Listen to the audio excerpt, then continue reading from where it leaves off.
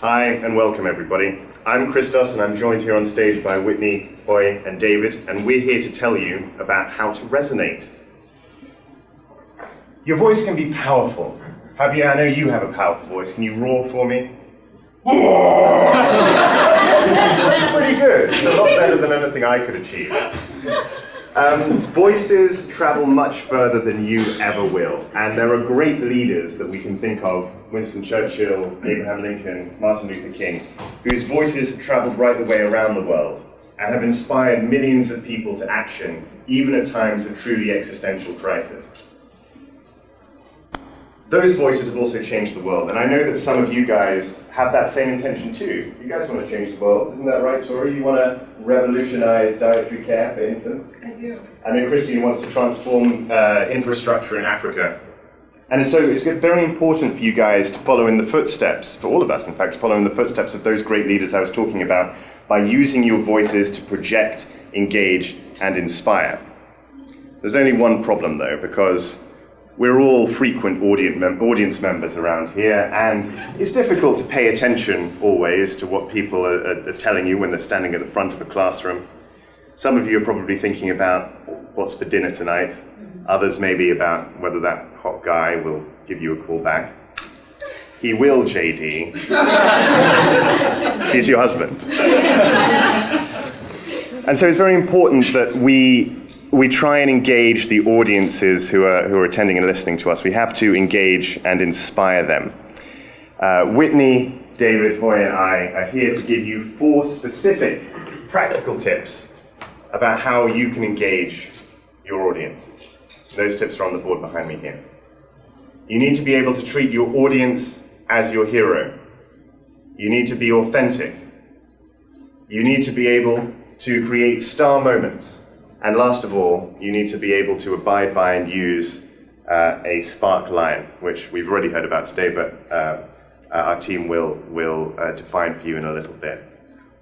So let's start with the first one, treating your audience as a hero. What does that actually mean?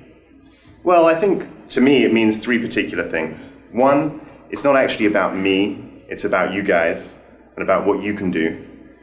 It's about me treating you guys as, me behaving as a mentor to you guys. And I think probably most importantly, it's about creating a glowing vision for you of your future selves. So now you know your role. You're the mentor, you're Yoda, and you're bringing your audience from the old world into the new world. How do you do that?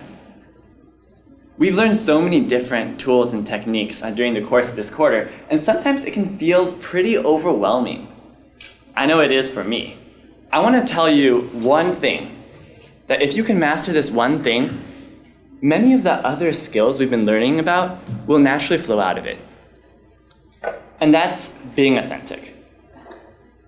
At the beginning of this year, I had just started getting interested in startups and entrepreneurship.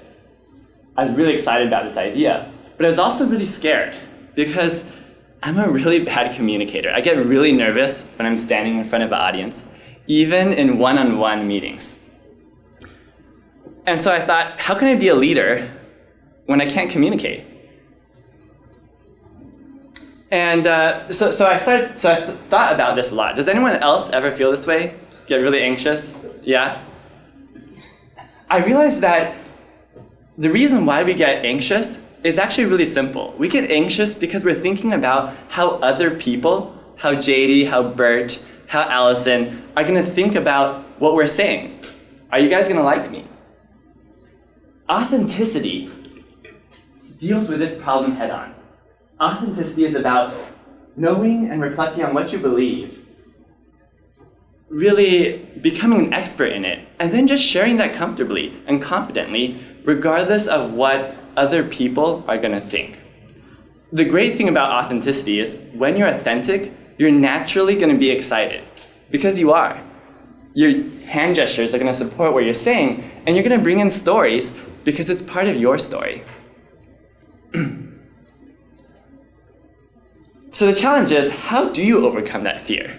How do you overcome that fear of those awkward silences that just happened now when you forget what you're saying?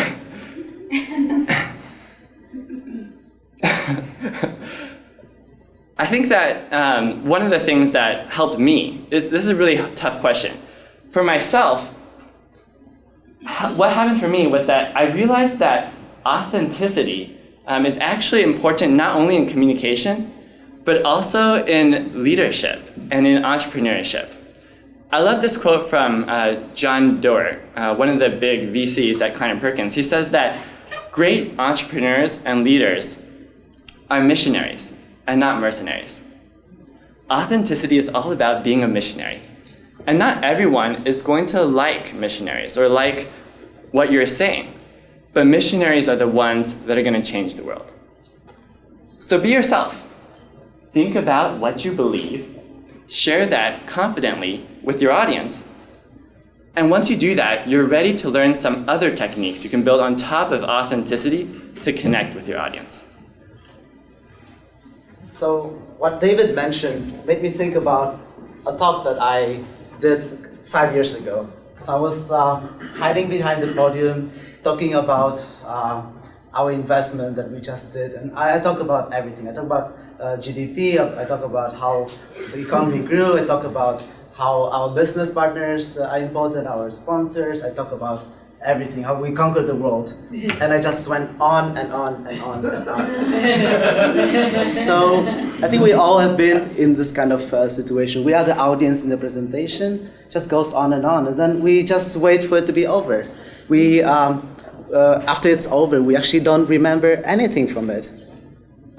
We've been in that situation, and today we heard so many great presentations. Unfortunately, just 48 hours from now, we will forget almost everything. In fact, we only remember 4 slides out of a 20-slide presentation in just 2 days. We will forget 70% of the content that we heard today. It's just human nature. And because our audience forgets so much, it is so important that they take away that one message that is so important. They take away the one idea from your presentation. And in her book, Nancy Duarte calls that moment when you deliver that one idea the star moment. And she mentioned 5 ways of delivering that star moment. It was, firstly, through powerful and shocking statistics. For example, 30 million presentations are being given every day. How do you make yours memorable? It can be through evocative visuals, photos, or videos, for example. It can be through emotive storytelling. So we all remember Steve Jobs' speech about his products and how his products can change the world. Memorable dramatization, how Bill Gates pulls his a jar of mosquitoes and releases it to the audience so that they feel the pain of fighting with malaria.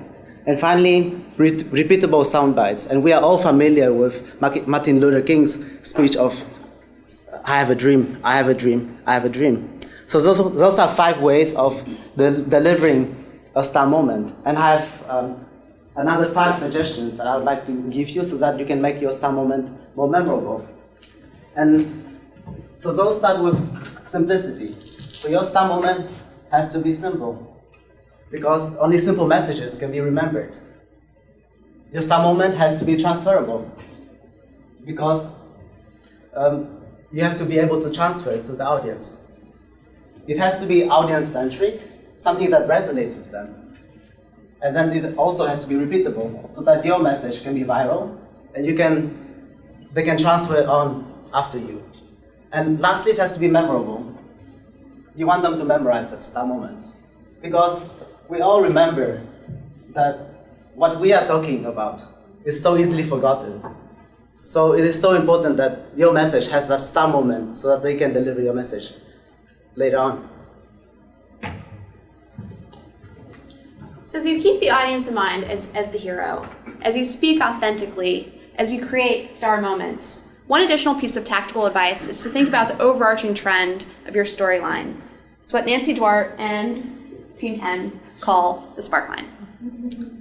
To effectively engage your audience, think about the sparkline trend. You begin with a baseline reality of what is, and then you oscillate with momentum by sharing visions and inspirations of what can be. You can otherwise think of it as what is, in terms of the caterpillar vision versus what can be, the butterfly vision. So let's assess our team's own presentation as an example. Christo started by sharing some experiences and feelings you might feel when you're disengaged in a presentation. But then by transferring ownership of the hero status from the presenter to the audience, that creates an emotional bridge between the two. Next, David shared his own experience with stress and anxiety when public speaking, but in bringing his full self, his own self, and speaking authentically, he's able to create an emotional connection between himself and the audience.